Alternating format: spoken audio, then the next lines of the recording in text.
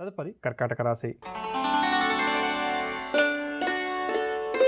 June 23వ తారీఖు నుంచి July 22వ తారీఖు మధ్య జన్మించిన వారు సౌరమాన రీత్యా కర్కాటక రాశికి చెందినవారు. వీరి యొక్క స్థితిగతులు గ్రహస్థితులను ఒకసారి పరిశీలించిస్తే ఈ వారం ప్రధానంగా వ్యాపార వర్గాల వారు కర్కాటక రాశి వారు ఎవరైతే ఉన్నారో వ్యాపారంలో అభివృద్ధి కోసం ఎవరైతే ప్రయత్నాలు చేస్తున్నారో వారి కోరిక నెరవేరుతుంది. వ్యాపారంలో మంచి లాభాలు చేతికంతాయి. గృహంలో ఒక శుభకార్యం నిర్వహించడం కానీ లేక శుభకార్యానికి సంబంధించి తుది నిర్ణయం తీసుకునే ప్రయత్నం చేయడం వల్ల ఈ వారం వీరు చాలా వరకు కూడా బిజీగా గడుపుతారు. అవివాహితులు ఎవరైతే కర్కాటక రాశి వారు వివాహ ప్రయత్నాలు చేస్తున్నారో వారి కోరిక కూడా నెరవేరుతుంది. మంచి సంబంధాలు వారిని వెతుక్కుంటూ వస్తాయి. నూతన ఆభరణాలు, నూతన వస్త్రాలు కొనుగోలు చేయడానికి కూడా ఈ వారం గ్రహస్థితి వీరికి అనుకూలంగా ఉంది. ఆలోచనలు ప్రధానంగా అదుపులో ఉంచుకోవడం అంటే మనస్సును నియంత్రించుకునే పని చేయడం కొంతవరకు కర్కాటక రాశి వారికి ఈ వారం అన్ని విధాలా కూడా శ్రేయస్కరమని చెప్పవచ్చు.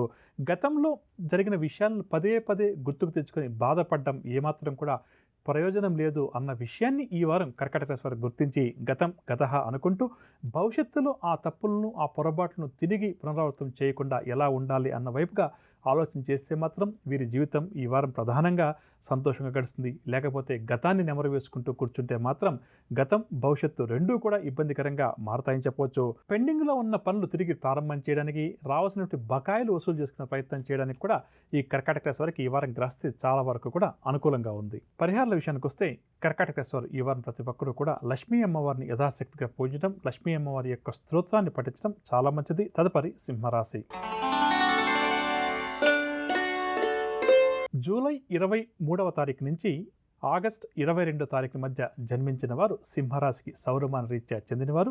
ఈ వారం వీరి యొక్క వారఫలాలను ఒకసారి మనం ప్రధానంగా విశ్లేషణ చేస్తే ఏదైతే వీరి లక్ష్యం అంటూ ఉందో ఆ లక్ష్యాన్ని చేరుకోవాలి అని చెప్పి ఎవరైతే సింహరాశి వారు ఈ వారం అనుకుంటున్నారో వారు మరింతగా శ్రమిస్తే కానీ ఆశించినటువంటి లక్ష్యాన్ని చేరుకోలేరు.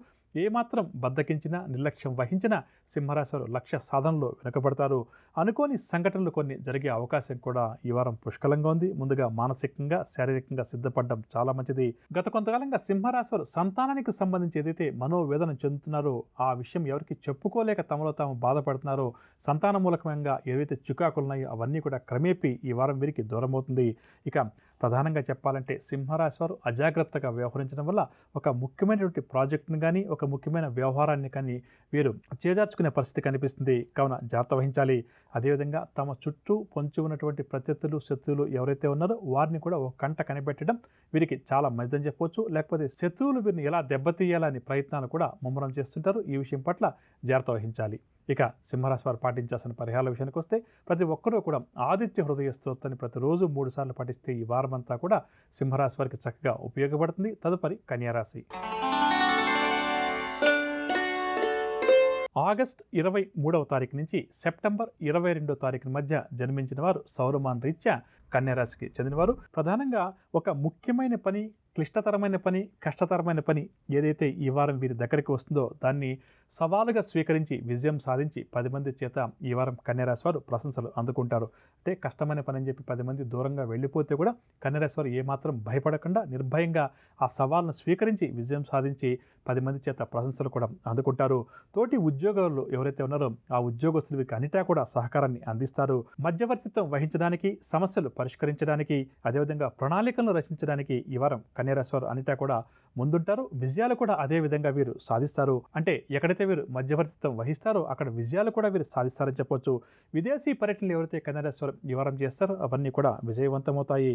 అనవసరపు విషయాల నుంచి బయటపడడానికి వీరు ఏదైతే ఉద్యోగం పట్ల కొంతవరకు సమయాన్ని వెచ్చిస్తారో అంటే కొన్ని విషయాలు అనవసరంగా వీరిని ఇబ్బంది పెడుతున్నప్పటికీ కూడా వీరు ఇటు వృత్తి వ్యాపారంలో కొంతవరకు వీరు బిజీగా ఉండడం చేత దాని నుంచి కూడా కొంతవరకు ఆ ఒత్తిడి నుంచి వీరు బయటపడతారు. మాట జారడం వల్ల లేనిపోని సమస్యల్లో కన్యారాశి వారు కొన్ని సందర్భాల్లో ఇరుక్కుంటారు. కావున ఈ విషయం పట్ల మాత్రం వారాంతరంలో ప్రధానంగా ఎవరితోనైనా చర్చించేటప్పుడు కొంత జాగ్రత్త వహించాలి. లేకపోతే మాట జారితే మాత్రం వెనక్కి తీసుకోలేక కన్యారాశి వారు ఈ వారం ఇబ్బంది పడతారు. అందులో కూడా ఈ వీకెండ్లో ఈ విషయం పట్ల కొంత జాగ్రత్త వహించాలి. ఇక పరిహారాల విషయానికి వస్తే కన్యారాశి వారు ప్రతి ఒక్కరూ కూడా ఈ వారం అంతా కూడా కనకధార స్తోత్రాన్ని పఠించడం, అదేవిధంగా హనుమాన్ చాలీసా స్తోత్రాన్ని ప్రతినిత్యం పఠించడం చాలా మంచిది.